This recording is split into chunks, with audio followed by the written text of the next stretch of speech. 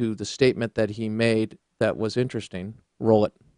The fact that Russia felt compelled to go in militarily and lay bare these violations of international law indicates less influence, not more.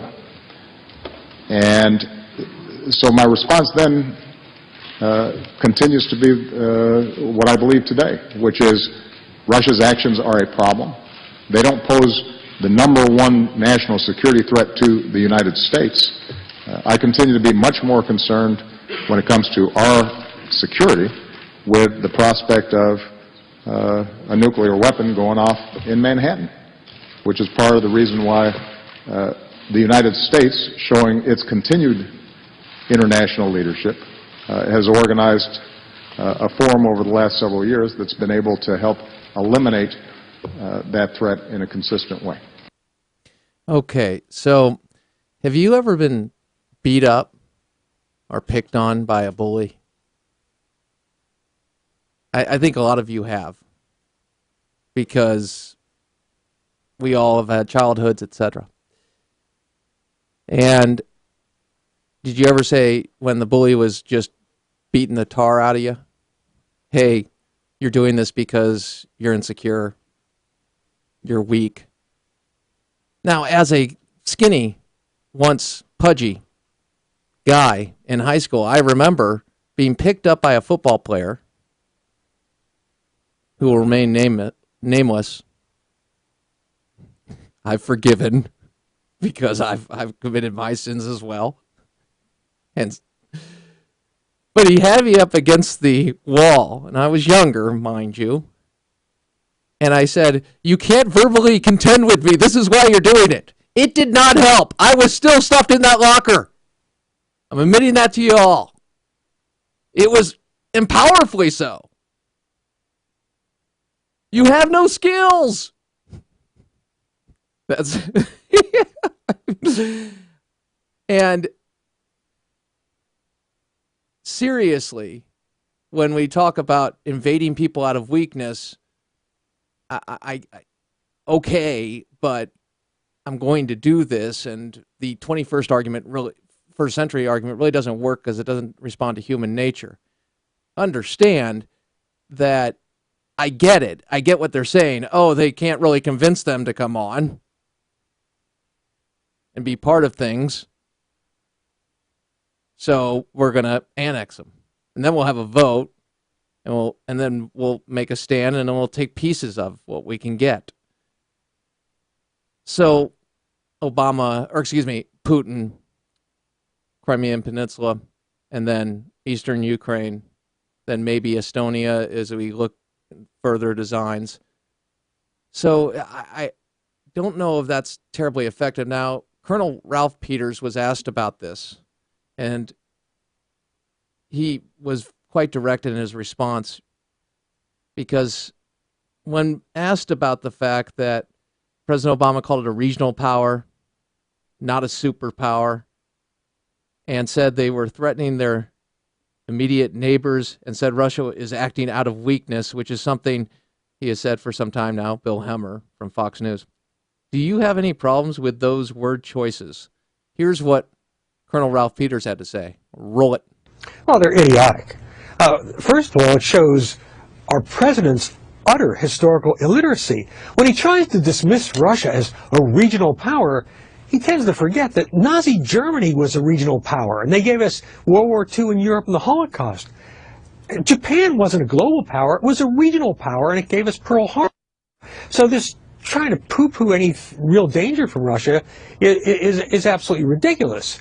And even beyond that, this idea that Putin is acting from weakness. Look, Putin just dismembered a country, took Crimea. We can't get him out of there. We're afraid of the guy, and he's weak. I mean, Obama just got mugged, and he's claiming the mugger did it out of weakness. I mean, I love that, too. Has anybody else been mugged or attacked physically? Why do you keep bringing this up? Because I want you to understand how real it is and how ridiculous President Obama sounds, in my opinion. I get maybe well-intentioned, not taking aim at his intentions. I'm saying ridiculous. in light of the actions and the potential harm, further harm. President in Brussels today had this to say. Roll it. And that's what's at stake in Ukraine today. Russia's leadership is challenging truths that only a few weeks ago seemed self-evident. That in the 21st century, the borders of Europe cannot be redrawn with force. That international law matters. That people and nations can make their own decisions about their future. I get the 21st century, but they can be. And we're going to see that. We're seeing that actually in Iraq with Al-Qaeda, by the way. And when it comes to a weapon in Manhattan that the first clip referred to, a wonderful piece by Arnold Allard on that very topic. He is a gift to journalism, by the way, Arnold Allard.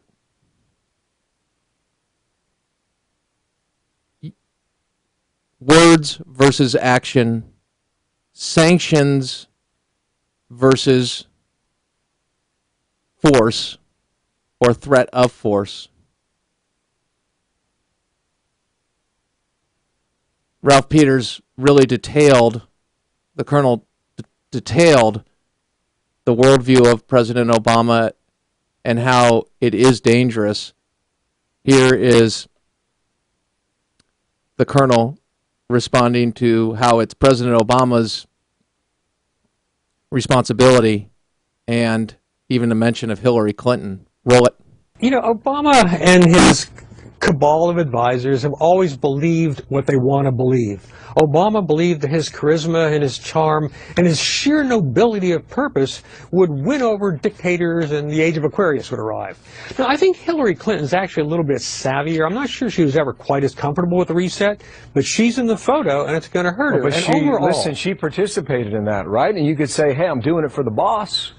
But again, it happened. Yeah, well, no, there's no question about that. I mean, I'm not a Hillary Clinton fan, but the president sets the tone. And the president was the one who went into this and so many other foreign policy issues, such as dealing with Islamist extremism, from sheer naivety. The credulity of this president, the willingness to believe the best of our enemies and potential enemies, at the same time he seems to believe the worst of the American people, it is just appalling to me. And it's dangerous, Bill. It's very, very dangerous. This is a guy who doesn't believe anybody really wants to hurt us. And you know what? There are lots of people out there, including Vladimir Putin, who do want to hurt Americans. People will ask, unfortunately, and I pray this doesn't happen, how did we get here after Americans are hurt? And they'll go back and, much like we did with 9/11, and look at the growth of Islamic terrorism. And they'll say, why didn't somebody do anything? Well, were we asleep at the switch?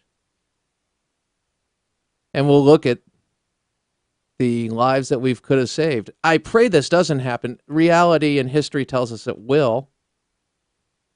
And that's why you're listening to Nothing But Truth right now, perhaps to be informed and recognize that a growing threat and a so-called regional power, think about World War II and regional powers. Wonderful statement by Ralph Peters talked about the fact that we were given Pearl Harbor by Japan, a quote regional power, as well as Germany, giving us World War II. And the total, of course, we see both of those participants in that, big time.